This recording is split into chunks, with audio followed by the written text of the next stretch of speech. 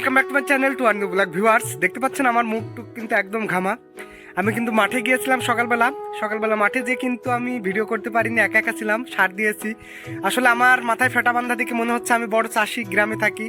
আসলে আপনাদের জন্য ভিডিও করি, তাই কিন্তু আমার এই মাঠে যাওয়া, মাঠটা ধরা, যার কারণে কিন্তু আমার মাঠে একা একা ওইভাবে ঘুরলেও ভালো লাগে না। আমি একটু ধান লাগিয়েছি, পরিশ্রম করতেছি, আপনাদের সেটা দেখানোর চেষ্টা করতেছি। আসলে আমি ধানের ভুঁইতে গিয়েছিলাম একাই, যার কারণে ভিডিও করতে পারিনি। এখন কিন্তু মাঠ থেকে বাসায় গিয়েছি, ঘাস কেটে নিয়ে গিয়েছি। এখন আমি আবার মাঠে যাচ্ছি। মাঠে যে কার সাথে দেখা হয়, কার কি ফসল দেখানো যায় সেটা দেখানোর চেষ্টা করব আপনাদের। তো আমি কিন্তু শেষমেশ চলে এসেছি এই যে মাঠে কিন্তু এই যে সাজ্জাদ কাকার বাড়ি কিন্তু মাঠের পাশেই। মানুষ যারা সরকারি চাকরি করে তাদের কিন্তু রেস্ট হাউস আছে, আমাদের কিন্তু রেস্ট হাউস নাই, গ্রামে থাকি। মাঠ থেকে এসে কিন্তু এই যে চাং দেখতে পাচ্ছেন, গাছের নিচে যা চাং পাতা, সেই চাঙে এসে কিন্তু আমরা একটু রেস্ট করে নিই। আমি কিন্তু এখানে রোদের ভিতরে হেঁটে এসে একটু বসবো। বসার আগে সাজ্জাদ কাকা দেখতে পাচ্ছেন পরিশ্রম করতেছে, আর একজন পরিশ্রমী মানুষ, সে কি কাজ করতেছে সেটাও একটু ঘুরে ফিরে দেখানোর চেষ্টা করি।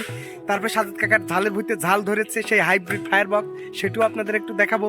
আমি সাজ্জাদ কাকার বাগানে ঢুকে দেখলাম ও কিছু একটা বানাচ্ছে। আমি ওকে জিজ্ঞাসা করলাম, কাকা কি বানাচ্ছিস? ও আমাকে উত্তর দিল, আমি ঝালের কাঠি বানাচ্ছি। আপনারা জানেন যে সাজ্জাদ কাকা হাইব্রিড ফায়ারবক্স ঝালের চারা লাগিয়েছে। সেই ঝালের চারা কিন্তু অনেকটা ঝাপটি হয়, যার কারণে কিন্তু প্রত্যেকটা গাছে একটা করে কাঠি পোতা লাগে। আমি কিন্তু ঝালের চারার কাঠি বানানো দেখছিলাম আর ভিডিও করছিলাম। তারই মধ্যে কিন্তু দেখতে পারলাম রাজন, রাব্বি, মুন্না এরা কিন্তু সবাই চলে এসলো রেস্ট করার জন্য। ওরাও মাঠে গিয়েছিল ওদের চাষবাস দেখে কিন্তু এখানে রেস্ট করার জন্য এসলো। এসে দেখলো আমি ওখানে ভিডিও করছি, তাই ওরা দাঁড়িয়ে কিন্তু আমার ভিডিও করাও দেখতেছে এবং সাজ্জাদ কাকার কাঠি বানানো দেখছে খুব মনোযোগ সহকারে। হ্যাঁ, আমি কাঠি বানানো ভিডিও করছিলাম, তার মধ্যে কিন্তু সাজ্জাদ যেহেতু কাকা হয়, কাকা কিন্তু আমাকে অর্ডার করে বসলো, শুধু ভিডিও করিস না, আমাকে একটু হেল্প কর বললো করাত হাতে ধরিয়ে দিয়ে বললো আমাকে একটু ডুম করে কেটে দে। যার কারণে কিন্তু আমি করাত দিয়ে কিন্তু কেটে দেওয়ার চেষ্টা করতেছি। করাত চালানোর একটা কৌশল, এই কৌশলে যদি না কাটা হয় তাহলে কিন্তু কেউ করাত দিয়ে কাটতে পারবে না। এটা কিন্তু আমিও প্রথমে পারছিলাম না, বেঁধে যাচ্ছিল, যার কারণে কিন্তু ওরা হাসাহাসি করছিল আমাকে নিয়ে, আমার কাটা দেখে। শেষমেশ কিন্তু আমি কাটতে সফল হয়েছি। আমি কিন্তু 3-4টা ডুম করে ফেলেছি। ডুম করে কিন্তু আমি সাজ্জাদ কাকার হাতে তুলে দিয়েছি, কাকা তুই এটা চটা করে ফেল বা খুঁটো করে ফেল। খুঁটো করে কিন্তু গাছে খুঁটো দেবে আজকে, কারণ যখন তখন কিন্তু বৃষ্টি হয়ে কিন্তু বাতাস হলেই গাছটাগুলো ভেঙে যাবে, যার কারণে কিন্তু খুঁটো তৈরি করা ইমার্জেন্সি। তাইও আমাকে বললে তুই একটু কাজ করে দে। শেষমেশ আমি আরেকটা খুঁটো বানিয়ে দিতে বললো। আমি কিন্তু অনেক চেষ্টা করেও কিন্তু এটা কাটতে পারিনি, যেটা হাতে রয়েছে এটা কোনোভাবেই আমি কাটতে পারি। খুঁটো তৈরি করছিল, তার ফাঁকে কিন্তু আমি ওর ভুঁইতে চলে আসলাম। ভুঁইতে চলে এসে দেখতে পাচ্ছেন আমি ওর ঝালের চারাগুলো দেখানোর চেষ্টা করতেছি। অনেকগুলো গাছে কিন্তু চারা দেওয়া হয়েছে, কিন্তু প্রত্যেকটা গাছে দেওয়া হয়নি।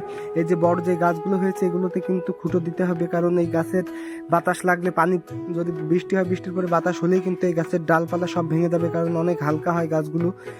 আর ঝাল যখন ধরবে তখন তো এই গাছের ভর সহ্য করতে পারবে না, তাই প্রত্যেকটা গাছের গোড়ে একটা করে ফুটো দিতেই হয়। আসলে চারা লাগিয়ে মনে হচ্ছে কাকা সফলই। দেখতে পাচ্ছেন প্রত্যেকটা গাছে কিন্তু এভাবে ফুল ফুটে গিয়েছে, কড়ি এসেছিল। এর আগে আমি একটা ভিডিও করে দেখিয়েছিলাম আপনাদের। এই ফুল থেকে কিন্তু ঝাল ধরবে। প্রত্যেকটা গাছে কিন্তু 2-3টা করে ফুল এইভাবে ধরে আছে, যেটা দেখতে অনেক সুন্দর দেখা যাচ্ছে। আসলে দেখেন প্রত্যেকটা গাছ কত সুন্দর হয়ে উঠেছে। মাত্র 30-35 দিনের গাছ এত সুন্দর হয়, এটা আসলে অকল্পনীয়। আমি এদিকে ঝালের ভুঁইতে গিয়ে ঝালের ভুঁই ভিডিও করে আসলাম, প্রত্যেকটা গাছের ঝাল দেখাতে পারলাম আপনাদের। আর এর ফাঁকে এসে দেখি সাজ্জাদ কাকা কিন্তু অনেকগুলো খুঁটো তৈরি করে ফেলেছে। প্রত্যেকটা খুঁটো কিন্তু একটা করে গাছের গড়ে যাবে। আর যে কথা আপনাদেরকে বলছিলাম যে আসলে বাগানে আমাদের কিন্তু রেস্ট হাউস, এই চাংটাই রেস্ট হাউস। মাঠ থেকে অনেক লোক এসে কিন্তু এখানে রেস্ট করে, তেমন তার প্রমাণ কিন্তু আমি আপনাদের দেখিয়ে দিলাম। মাঠের ভিতরে অনেক রোদ থাকায় কিন্তু আমি ঘামে গিয়েছি, যার কারণে কিন্তু মাঠ থেকে এসে যে আমি রেস্ট করতে শুরু করে দিয়েছি। তার ফাঁকে কিন্তু আমাকে একটু ভিডিও করেও নিচ্ছে মুন্না। দেখতে পাচ্ছেন আমি যে কথা বলছিলাম, আসলে রেস্ট হাউস আমাদের। সেই রেস্ট হাউসে দেখেন আমি বসে থাকতে থাকতে কিন্তু অনেকেই কিন্তু মাঠ থেকে ঘুরে কিন্তু এসে ঠিক এই চাঙের উপরেই রেস্ট নিতে চলে এসেছে। এখন এই যে রাব্বি ঢাকা থেকে এসেছে, সাতক্ষীরায় ছিল, ফুদের বাসা থেকে এসেছে, মুন্না, রাজন সবাই কিন্তু এসে এখন আমাকে ডাকছে, ভাইয়া চলেন দোকানের উপরে যাই কিছু খাওয়াবো। আমি ওদের সাথে যাবো, দেখা যাক ওরা কি খাওয়াই। আমি আপনাদের যেখানে যাই সেটাই দেখানোর চেষ্টা করি, তো তাই আর কি এখন চলে যাচ্ছে ওদের সাথে দোকানে, দেখা যাক কি খাওয়াই। আমার ভিডিও করছিলাম মাঠে, ওখান থেকে কিন্তু রাজন আমাকে বললো, ভাইয়া চলেন দোকানে যাই, দোকানে গেলে কিন্তু ঠান্ডা পানি খাওয়াবো। এই কথা বলে কিন্তু আমাকে ধরে নিয়ে আসলো। আমি বললাম না খাওয়াইলে কিন্তু মায়ের হবে।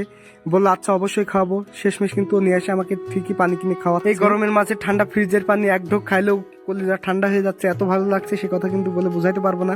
সবাই কিন্তু খাইতে হবে 1/2 লিটার পানি, 5-6 জন লোক ভাগ করে খাইতে হবে, যার কারণে কিন্তু মাপে মাপে খাচ্ছি আমরা সবাই।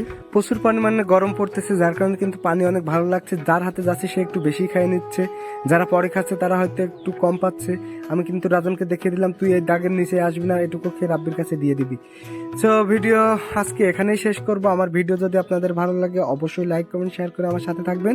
আর পরবর্তী ভিডিও আসা পর্যন্ত আপনারা ভালো থাকবেন, সুস্থ থাকবেন, আর আমার জন্য দোয়া করবেন। আসসালামু আলাইকুম ভিউয়ার্স।